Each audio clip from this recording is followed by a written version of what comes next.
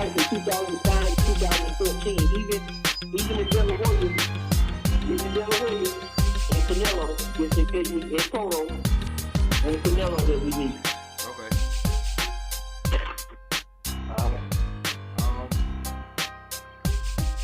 Basically, shit, you know, man, how niggas use that,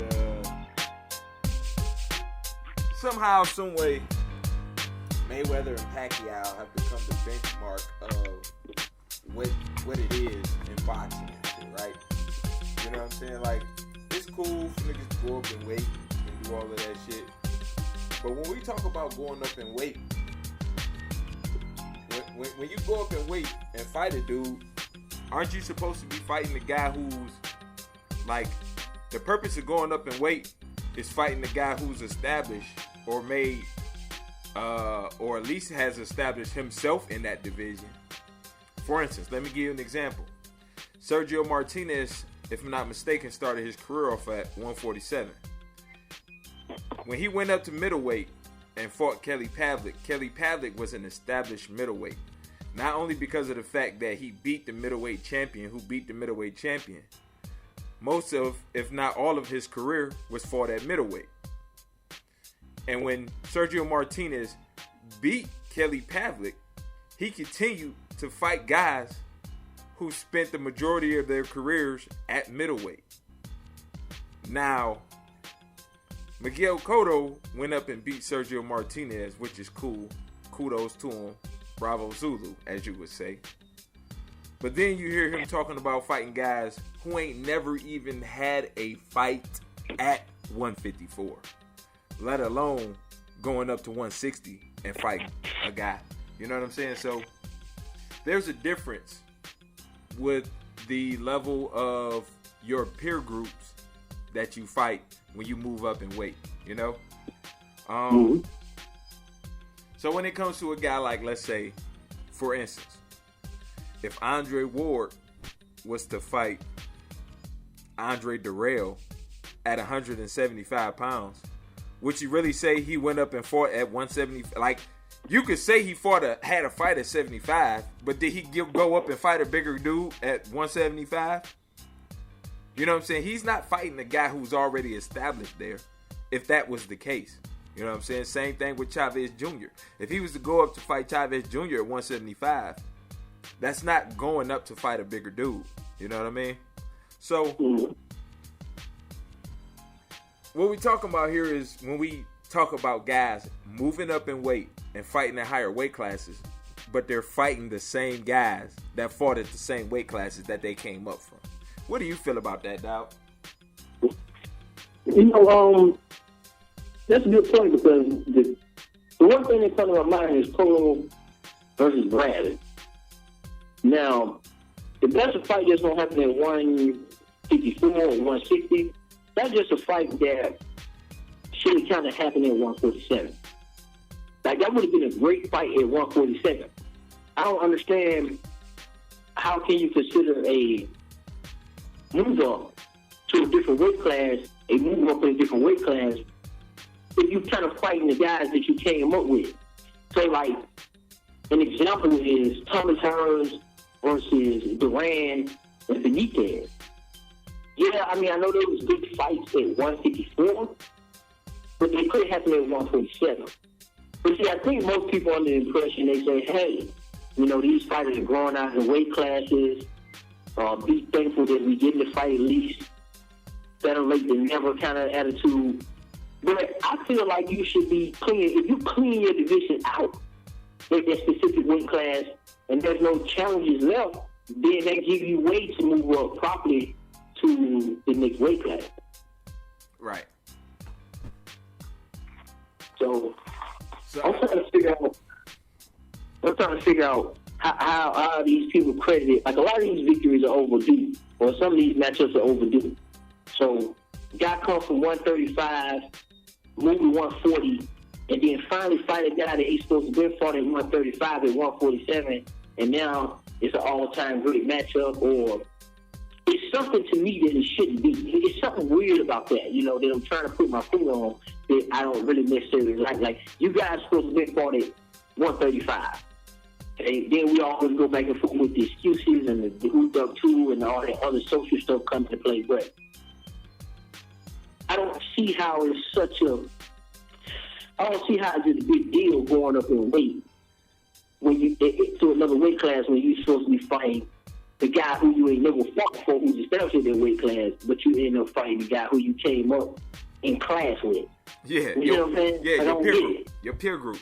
Yeah, it don't make sense. Like when we talk about Cotto moving up to middleweight, he fought an established middleweight, which was a good fight. And I give him credit for it. We all know the circumstances to that fight. But then, if that being the case, good shit. But if you ain't gonna fight middleweights, get the fuck on out the division. Like, why are you holding it up if you ain't gonna fight middleweights? It makes the whole middleweight division convoluted by adding a bunch of little niggas who only gonna fight each other anyway. Like, what's the point of a bunch of 147-pound niggas at 160 pounds all fighting each other at 160 pounds? That's stupid. When they should have been fighting at 147. Like, that's stupid as fuck. So, but see, the thing is, a lot of these fighters are getting away with that shit, though, dog. Like, for instance, we got Floyd Mayweather, who got 3 fights at 154 pounds, right? And somehow, some way, that this dude is quote unquote recognized as a 154 pound champ. If you add all of his fights up and all of the fights that the niggas he fought at 54, all of they fights at 54, it still don't even equal up to a good reign at 154 pounds. If you add all of De La Hoya's fights at 54, all of Cotto's fights at 54, and all of his fights at 54, none of them niggas got a significant reign or win or beat anybody significant around that weight class at all. Nobody. And them niggas all together got to combine about 6 fights or 7 fights at the weight class, dog. And look, and they fought other welterweights that did the same thing. Exactly. Like De La Hoya and Shane Mosley. And he lost that one. Ricardo Mayorga. Yeah.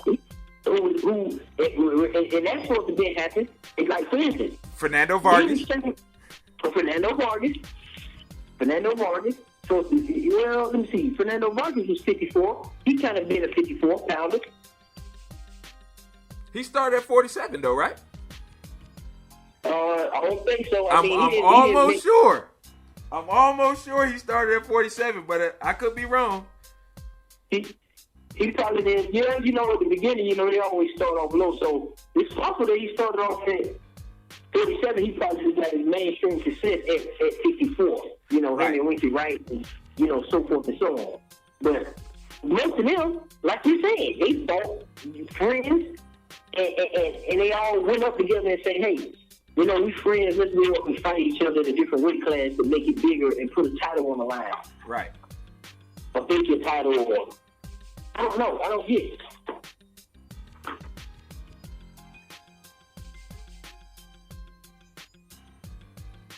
Let me see.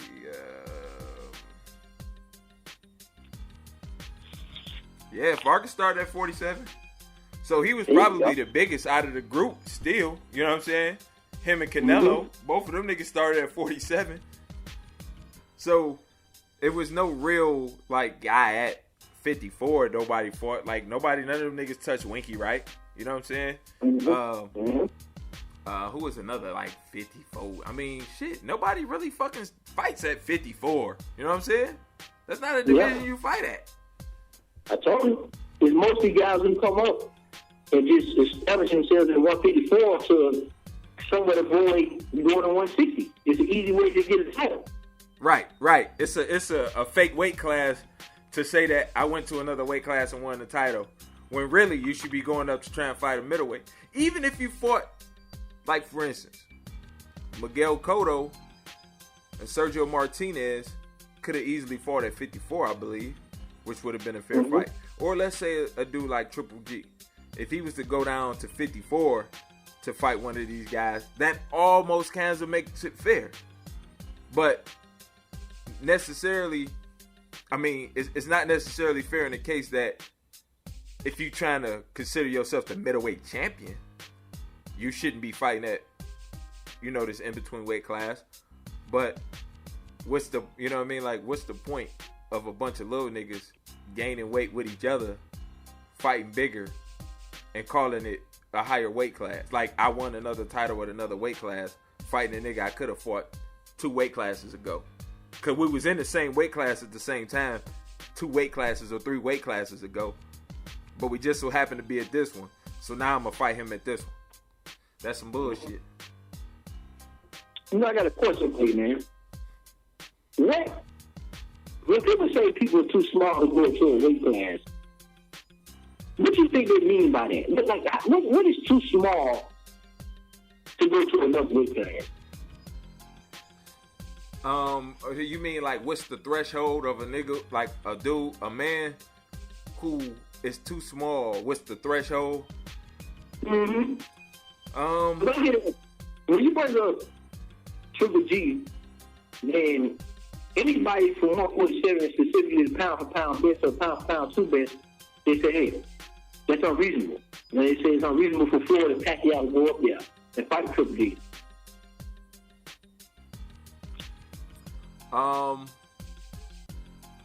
Well, see, the thing about those guys are, I don't think they're so much too little. I just don't think they're as good as people say that they are. Because the real fact of the matter is this. Even if you're not, let's just assume that Triple G is the end-all, be-all at 160 pounds, right? Right. You should always, if you good enough, be able to do a Cotto and go up and beat a not-so-good nigga. You know what I'm saying? You should be able to go up and beat a Daniel Gill or a Danny Jacobs or Dimitri Pirog or somebody like that. You know what I mean? So when you say Triple G, the good big man might still always beat the good little man, but the good little man might be able to beat the average bigger man. You know what I'm saying? So, and specifically referencing to Triple G is what I'm saying. Like, I wouldn't necessarily expect, let's say, Triple G to go up and fight Kovalev. But Triple G should be, if he's the best middleweight around, he should at least be able to beat a motherfucking Jeff Lacey. You know what I'm saying? At light heavyweight. What's the other nigga? Cloud. Tavares Cloud or Campillo. He should be able to beat those guys at light heavyweight. Now, Sergey Kovalev, Better BF, these guys who at that weight class and destroying guys might be a different story. So if you're a 147 pounder and you so-called the best at that weight class, you should easily be able to go up and beat mediocre guys at 54 and 60. If you're the best at 47. I think that the guys at that weight class are over sensationalized by their the magnitude of their celebrity. You know what I'm saying? These dudes are just so well known that people automatically just call them the best when that's really not the case. You know what I'm saying? What you said is, if you're great at 160 pounds, you expect the 160 pound best to go up and beat average Joe at 168. Right. But your true test should be, once you beat 4 of those contenders in a sense, your best matchup should be against the man who's the man in the division. Absolutely. Okay. So Triple G, for instance, we'll say Moore is that guy. he should be beat Darrell, both of the Darrell brothers, and Beaker even when he was down there. Triple G should be able to beat those guys. His biggest test essentially should be Andre Ward. Yeah. Yep. Essentially. But see, the thing that fucks it up in boxing is this. Boxing is measured on so many different standards that it's almost hard to say. Like, for instance,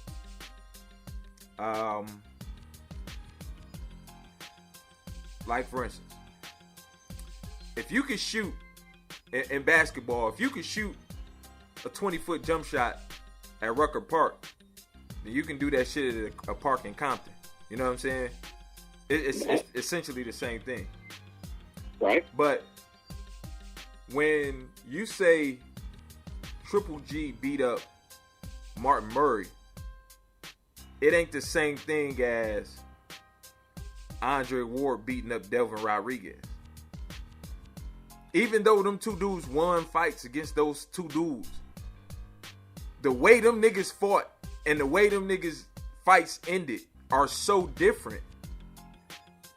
Like, it's funny that in boxing you can win or be considered the winner in such a variety of ways. You know what I'm saying? Like, you could win a fight 12 rounds to zip without beating a nigga up at all. Because we see it happen all the time. We see niggas win 12 round fights when a nigga look like he just got done fucking as opposed to being in a fight. He just sweating a little bit. Then we done seen niggas pretty much go to sleep in 2 or 3 rounds. Now, the reason I say that is this. Triple G might be able to go up and beat up, let's say, Tavares Cloud. And he may not be able to beat up Andre Ward. But the fucked up thing is, Andre Ward won't beat that nigga up either. Right. So, in essence, he could literally lose a fight against Andre Ward. But he might get beat up more against a nigga that he knocked the fuck out. Like, what I'm saying is the essence of what we just said. Like, Triple G should be able to go beat up some average 168 pounders. But he might lose to Andre Ward. Technically in a fight. But technically the nigga don't even get beat up. Like, and we know that's what boxing is supposed to be about. See, people say that. I know I'm getting off subject, dog. But I just want to, like, for instance, say this here. Kobe Bryant, if you seen this nigga on the park, me and you, we getting ready to go hoop. And Kobe walk on and say, I want to get in the game with y'all guys. He gonna be the first nigga you pick, right?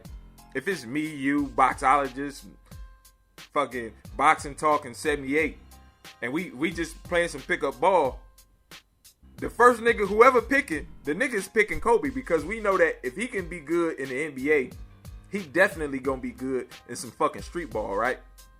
Right. But in boxing, the nigga who might be technically good in boxing ain't always the nigga you want in a street fight, though, right? That's right. The only sport where the nigga who is good professionally, the shit might not translate to outside of that profession in the same arena of that which he does as a professional. For instance, if your boy is a mechanic at GM or Ford and you need some shit done on your car, you trust that nigga to do it, right? If your dude is an electrician by profession and you got some shit you need done at your crib, you trust him to do that. Boxing, a nigga like Floyd is a nigga you might not trust in a street fight. Guillermo Rigondeaux, even though a good boxer, might not necessarily be a dude you trust in a street fight.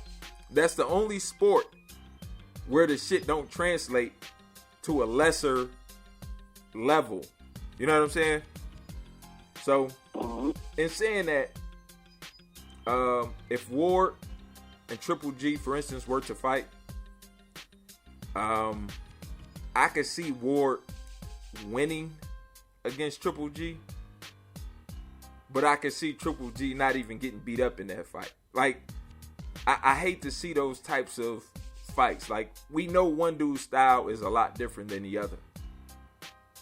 And when a dude go up in weight and he goes to fight and he's expecting either to beat up or get beat the fuck up, and neither one of those happen, and he walks away the loser, that shit is kind of discouraging, man.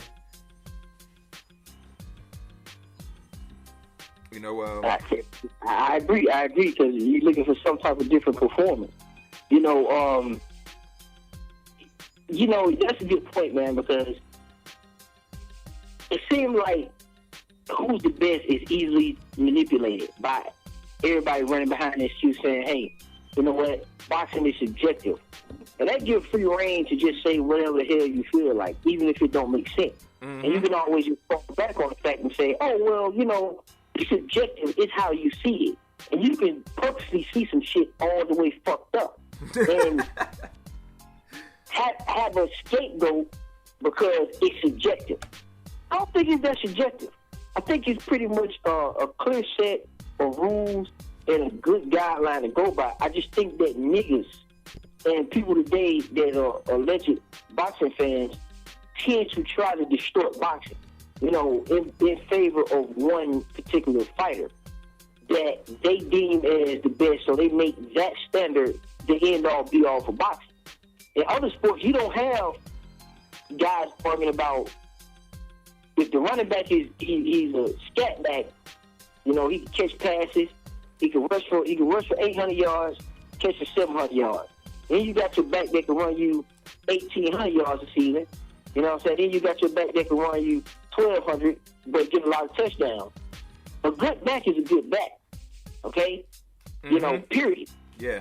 It's not like a dude gonna try to change it up and say, oh, the running back who ran only for 400 yards and got the highest average, he's technically better. Yeah. who does that? Like, he don't have to play that many games. He's a backup, but he's the best because he got the highest yard, the average yard per carry. Yeah. Like, what? Nobody does that. Everybody wants to see the running back be effective. Mm-hmm. Effective. Not ineffective. Not every time they get a ball, they run out of bounds. And they say they want to preserve their health and, you know, they want to have longevity. When you same thing in boxing, the same thing in basketball, you want to see somebody go for a kill. You want to see guys dunk. You want to see guys effective. Mm-hmm. You don't want to see this guy. You don't want to see a guy always look for the constant assist to allow somebody else and just say, you know, hey, you shoot the rock, you shoot the ball. I'm just here to, you know, be technically fundamental. Yeah. Yep. You know? Uh-huh. That's how boxing is. Everybody, you don't want to necessarily see that. You want to see the guy be technically sound, but be highly effective with that technicality. So, for instance, when you look at a guy who has a good jab, authoritative jab, you want to see him cut people's faces up. You want to see him push you back. You want to see him control the distance in a great way.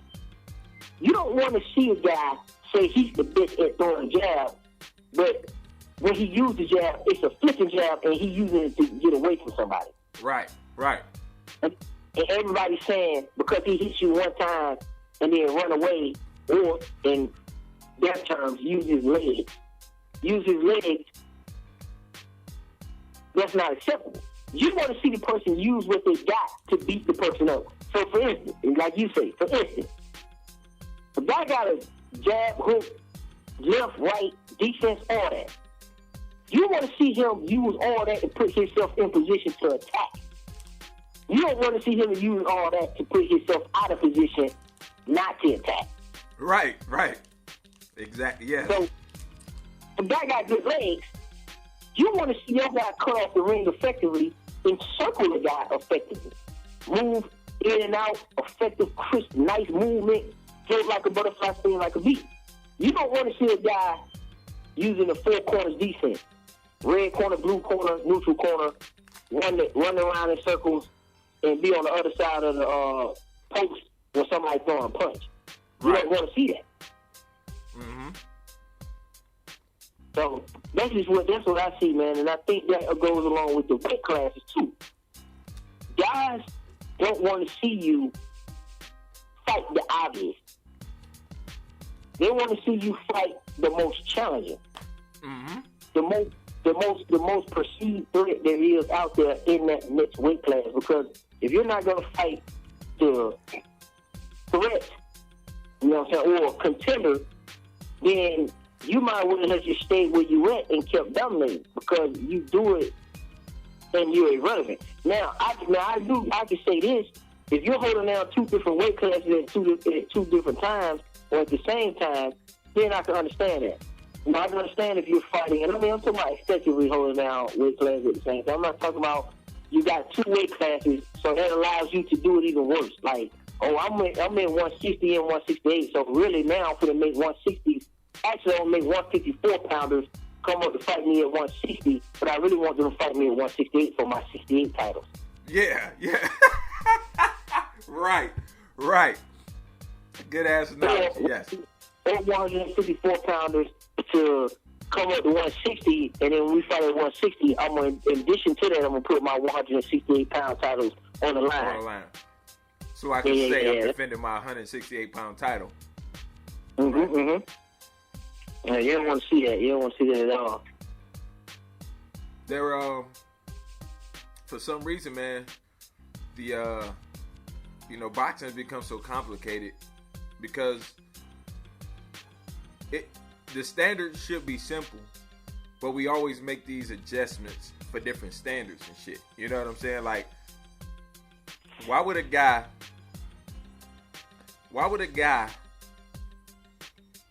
who only fought 3 fights at a particular weight class over an 8-year span be considered the best at that weight class? How could that even make sense in reality, dog? It don't. Literally, what you could say is a nigga like Lomachenko is the best featherweight in the world. That's just like saying that. He has 3 fights, and we could say he's the best featherweight in the whole world. That don't even make sense, dog. It don't even make sense. But for some reason, niggas is saying that about particular fighters. I don't get that shit, man. Yeah. And then we really don't know who the best is because there's 4 versions of who the best is. Mm-hmm. And some minor versions on who the best is. And some sub versions on who the best is. Mm-hmm. So you kind of don't know who the best is in a sense because you got the WBA saying who the best is, IBF, WBO, and WBC. Uh-huh. So, and then you got the IBO, and then you got all the minor titles, the Silver, WBC Silver, the WBO Intercontinental, the WBO International, the WBA Super, Regular, WBA Intern. It's so many sub-champions and additional champions. Then that's the best. You don't know who really is the best. Yeah. And so many of them not even fighting each other. You know what I mean? Like, for instance, we got Triple G has 13 title defenses at middleweight. Not all of his fights, just title defenses at middleweight, 13. Miguel Cotto has a total of 1 fight. But we're talking about him potentially being the best at a weight class. Like, how can he even be mentioned in that discussion? That don't even make sense, dog. That makes no sense at all. Yeah. Especially being the fact that, listen, when we talking about the same dude who lost 2 of his 4 fights, 2 of his last 4 fights at junior middleweight. So you mean to tell me this same nigga is the best dude at 160? Or would even be considered the best dude at 160? Why would he even be in that discussion? You know what I'm saying? Because, he beat the best. Or who was perceived as the best at the time. Yeah, because I don't even know. I mean, that guy, Sergio Martinez, didn't fight Triple G And at that time, coming, that layoff, I thought Triple G had kind of took that mantle. But, some people say different. Like, I don't see, but what I see from Triple G and what I see from Sergio, man, Sergio is a good boxer. And him fighting Triple G, man, would have been very, very interesting. So we didn't get to see Sergio fight the best. Right. He fought a nigga that came up from 137 to 160. Mm-hmm. Or a guy who, if that was the case, Sergio should have just went on and fought Triple G. If you was going to fight him injured, at least you could have fought Triple G, because now you just made it worse. Now you created a false champion. Because when you went in there injured and you fought Cotto, now it's perceived, if you don't know the ins and outs, that Cotto is the best, because you have to give him his credit. You got to give him his just due. But is Cotto physically and truly the best? Right. Or could now we got this paper champion, essentially, and then we got the real champion in Triple G, because, even Quillen. Can Cotto really beat Quillen? Right. Could he have beat Jermaine Taylor if Jermaine Taylor had his life together? Could Cotto beat that guy? Yeah. Can Cotto beat Murray and Indom and all these guys? I'm not sure, man. Right. No, I really don't think so, to be honest with you. Right. So, it goes back to where we started. Why would a dude who's never fought at a weight class, who didn't even have a good run at the weight class prior, go up, fight for the middleweight championship, and then sit on it? How fucked up is that? That don't even make sense, man. It makes very to little or no sense at all. And what make it so bad, I got a feeling what might happen. I think that he's still holding out for that rematch. And then we're going to be saying the same shit about another little nigga fighting at 160, talking about he won the middleweight championship. And that's some bullshit, man. That there is disgraceful, dog. Like, it's really fucking up boxing to a point where, like, first of all, in the manner in which Cotto beat Martinez, it was great. It was as decisive as a fight could possibly be. But when he goes and let's say he fights, who's a Andy Lee? Let's say he fights Andy Lee or Korobov or somebody like that. I can't imagine him ever having that type of performance again versus any other middleweight. And I could be wrong. But the fact of the matter is, he ain't even talking about fighting another middleweight still. He ain't mentioned fighting another nigga who fights at middleweight again yet. He has yet to mention fighting one of them niggas. Even when he was going to fight Canelo, who's a career 154 pounder, we were even able and willing to accept that, and he turned that down. And not only that, that was the biggest money fight that he could possibly fight. So what was the fucking, like, what more could you want from some fake ass championship perspective as of fighting a nigga who ain't really a middleweight and the most popular and most lucrative fighter that you could fight and be the A side? What else do you want? What else could you ask for in your favorite? I can't relate to that. I don't know how it would make sense to anybody. I just don't understand that, and that would have been a huge good fight. I just don't understand what the guy wants. You don't want Canelo. You don't want Triple G. You haven't expressed that you want any other middleweight. So what is the guy waiting for? What is he looking for? What does he want? Like, what could he possibly be wanting? That's what I don't understand. And like I said, the only other possible scenario that I can think of is he trying to hold out and wait for a rematch with Mayweather and fight this dude at 160. But you see how fucked up a situation that is now? Like, how in the fuck could a nigga... I mean, these types of things have fucked up the sport enough that us hardcore fans start to get disinterested. Now, I don't know how you expect to make a casual motherfucker interested if us hardcore fans are feeling it the way that we are. You know what I'm saying? The sport has more outlets, more opportunities than it ever has before. But for some reason or another, these so-called all-time greats and shit refuse to do anything close to being great now. Like, I don't get it, man. And they're young. We ain't talking about no old motherfuckers. Like, Cotto ain't that old. Why is he on this I'ma fight once a year type shit, dog? I don't get it. Look, I mean, they ordered him, Cotto, to fight Triple G, if I'm not mistaken, correct? So whoever he fights on the WBC side has to inherit that responsibility.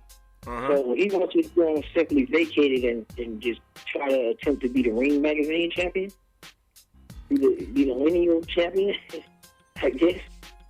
But see, and this is another thing that people always refuse to, like, they always omit this factor out of the lineal champion. One of the criteria for lineal champion is the universally recognized best guy at the division. But people only want to always bring out the guy who beat the guy shit. Like, the guy who beat the guy is the end-all be-all. That's only one of the criteria for it, though. But, I mean, if you the guy who beat the guy, how long do you get to sit back and be the guy? You know what I mean? Yeah. Like, don't that shit got an expiration date? Like, you can't. It's not a lifetime achievement award. Yeah, like, if that was the case, like, the nigga who retired as middleweight champion back in 54, is he still the middleweight champion because nobody never beat him? You know what I'm saying? Like, there has to be an expiration date on that shit. Just by the nature of the business, there is an expiration date on it, you know? Yeah, because how can you maintain linearship and be somewhat But see, I don't think Sergio was universally recognized as the man with that layoff and that performance against Martin Murray and then it murders Triple G. Like, I think Triple G started cutting into some of his actual linearship. And then when Cotto went up there and beat him, I don't know I don't know. Sergio was the man. Sergio, I mean, I don't know. How does that go? Like, does Cotto get it? And with us knowing the details of what happened to Sergio Martinez, do we just still get it anyway? Is like it switched? If Triple G keep fighting, this dude already got a fight book. I think maybe 12. Like, I mean, dude, seriously, like this dude is challenging that for sure. Mm-hmm. I already got a book on May the 12th. And you know what's funny too about that? Triple G has emerged as boxing's new superstar. Triple G gets talked about. The only two guys who get talked about more than Triple G is you know who. That was the only guys. And that shit finna be over real soon. Real soon. That shit gonna be over real soon. So Triple G is literally the next superstar in boxing. So if you are Cotto, your only chances, so-called, to make big money or for big fights is Canelo. That's the only guy you could fight for big money and prestige in that division. Nobody really wants to see Erislandy Lara fight. Fucking Tim Bradley fighting at 160. The nigga who was pretty good at 40, okay at 47. You know what I'm saying? Like, what the fuck, dog? I don't get it, man. And like you say, that would have been a good fight for them at 47. But for some reason, Cotto going up, you know, we'll see. We will see, dog. I ain't really like Cotto at 154. I like Cotto to stay at 147, to be honest with you. I think I might have him at 147, to be honest with you. Yeah, me too. To be honest with you. Me too. I think he still should be at 147, but I ain't mad at him for trying to go up. You know, he got what? Four titles in 4 weight class, 140, 147, 154, and 160. So, I mean, he had to achieve some history while he was there. So they be mad at him for that. Well, yeah, of course. You know what I'm saying? Like, I ain't never mad at a dude for going up to try and take on a challenge. He like, and I remember we had this discussion, dog. We had this discussion. Now, matter of fact, let me put this on out here. You know what I'm saying? Get people's reaction to how they feel about it. What is better? To go up to a division, challenge a guy and lose, or to never go up and challenge at all? Like, I know that you said it's a matter of credit. You don't get credit for a win. But the nigga who don't even take the challenge has to get less credit than the nigga who went up and challenged. In my eyes. Because Cotto going up to fight Martinez, like for instance, I heard somebody say this in a video, that Martinez is, Cotto fighting Triple G. Nobody expects Cotto to beat Triple G at all. But they give him credit for taking the chance to fight the dude. You know what I'm saying? So I can't argue with that one, dog. I have to roll with that. And what if he beats him? See, that's what's funny. Like, I mean, he beat Sergio. He caught Sergio in a good space, and he was able to beat him. Injury is part of the game. I mean, Sergio Martinez was injured. I mean, that is a fact. You know, but you can't get beside yourself. It was all skill. Yeah. You know what I'm saying? To me, if I was to, now I use Cody Bryant because you use Cody Bryant. No, I'm gonna say Michael Vick. But I'm pretty fast, so I'm pretty sure I can beat some NFL players in a combine, and I could beat some of the fastest ones if they are caught slipping.